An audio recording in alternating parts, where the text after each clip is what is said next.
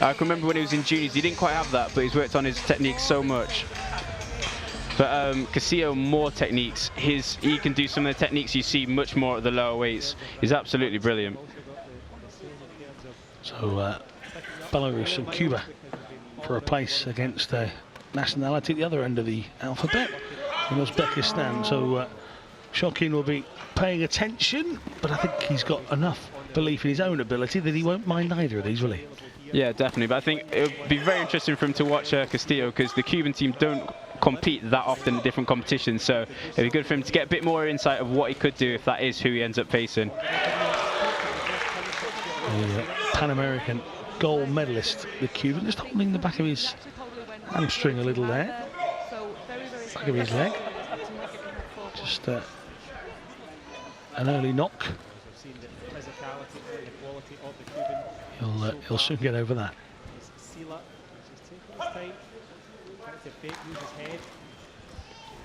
Yeah, as you can see early on, Silla's movement there, some nice little fakes, changing stance, just trying to keep Castillo off his guard, but Castillo is so sharp with that front leg and those headshots.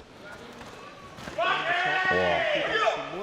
Big shout there, but you can have to remember that Castillo, 2013 world champion in the under 87 kilogram category, so he's a very tough opponent. Bronze medalist this time around in 2015. As you say, not always out on the circuit, certainly not too far away from home. Paraguay winner, or silver medalist should I say, this year. Pan American Games winner, World Championship bronze medalist. The only other thing he's really competed in this year, he went on and won that as well, the Mexican Open, which is not too far away at all. But Silla up to 4, Castillo just behind here on 2, but these two not afraid to go at each other so far. Yeah, Silla did well to take advantage of Castillo open up, then kept his composure and just took his points. On the circuit, Silla has far more medals and trophies in his cabinet, registering as far down as cadets age groups as winner at the Austrian Open in Innsbruck back in 2008, so you can go back that far. He was already picking up trophies.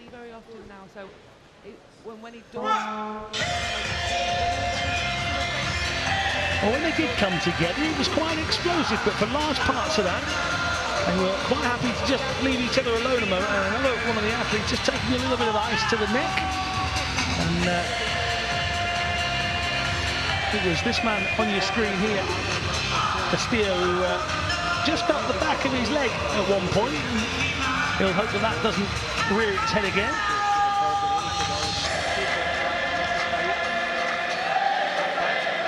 Yeah, it was a very explosive start from Castillo, but he settled down a little bit, especially after opening up there and getting caught.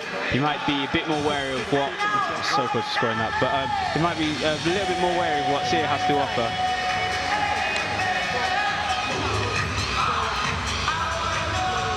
So these two able to pick up a few points from each other in that opening round. It stands at 4-2 to ARMAN-MARSHALL Silla. The Belarusian starts the second round in front, but by no means home and dry at all. And you can see in the background that social media feed of hashtag Every Road to Rio. Truly is something playing on not just these athletes here in the world of Taekwondo, but just about every athlete around the world in all disciplines. That's the dream, make the Olympics, making the finals of these Taekwondo Grand Prix is certainly a big way of doing it. These two scrapping it out, but not able to score here. Yeah, Silla's doing well not to let Castillo open up too much, and when he does, he just gives a little front leg high or a little spoil just to stop him from doing too much, because if Castillo gets going, he will be in trouble.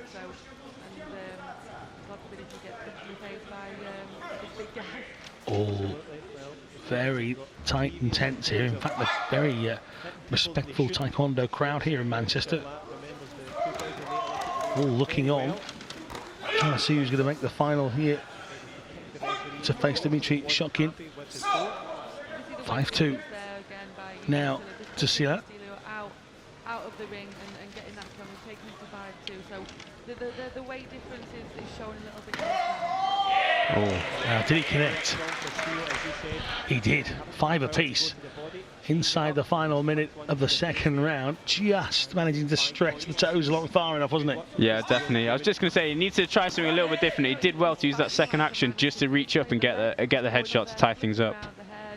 Trying to find those shots. 30 seconds to go. And it's working for him, taking it to 5-5. So yeah.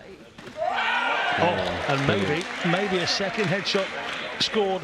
It is indeed. Castillo now moves up to 8. There's lightning fast front leg high by Castillo. He'll do that time and time again. His time is absolutely brilliant on it. But he just needs to be careful and watch SILLA, because every time SILLA comes forward, he's a bit stronger than him and he's fallen into bad positions. And if SILLA wants, he could capitalise on that. Well, he fell to the same trick twice inside the second round, and I'm sure the coach will explain that to him. It was beautifully done, wasn't it? He started the second round behind. Castillo managed to just flick that foot long enough, as you said, with the second action to claim the first set of 3 points. To go back and do it again was quite cheeky. Yeah, definitely. The second one's beautifully timed. He'd been on the back foot a lot, not been doing a lot when SILLA attacked him, but that time's lightning fast. He picked his foot up and got it right in before SILLA managed to kick. Long-range techniques, coming off the back leg, shooting high for the face. So ARMAN-MARSHALL, gold in the Junior Europeans in 2014. In 2015, got so there's one of those headshots that has changed the face of this game, and that is superb from Castillo. Yeah, definitely. You can see just how lightning fast it is. He's got his foot up before SILLA's even managed to kick, and that's put SILLA off from doing his own kick and managed to give him 3 points himself. So 3 points to deficit, but if you can do exactly what Castillo has done, SILLA then shouldn't have any problems getting that 3-point deficit back a little. I think SILLA here, use movement like he did there. Use movement and just be a bit strong on the front foot. Maybe go something straight first, because Castillo can't handle it when they get a bit physical. He's falling about the place a little bit and capitalise on that bad position Castillo's in. Oh, wonderful. He didn't quite connect, it appears, with Castillo, but such speed for the giant. Yeah, he's lightning fast, especially for such a big guy. The way his legs just go up with so much ease. So SILLA, just the slightly younger of the two. He's 21, Castillo 22. As you were saying, though, they seem to have been around a while. Yeah. The tactical battle has broken out here. Into the last minute, to use all of the energy here to find. Just a quick look across at the clock then from SILLA. He'll know he's now inside the final minute of the final round, and if he's gonna come up with something, now's the time he needs to find it. Yeah, definitely. He's starting to do more of the right stuff. He's starting straight. He's putting Castillo on the back foot, which means he can't pick up that front leg and react. And he's putting him in bad positions where SILLA can score points without worrying about what Castillo's going to throw back at him. Bring them together. The